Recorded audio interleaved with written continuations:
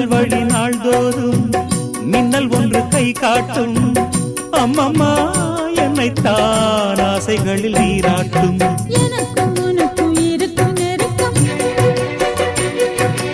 இளமை தொடங்கி முதுமை வரைக்கும்.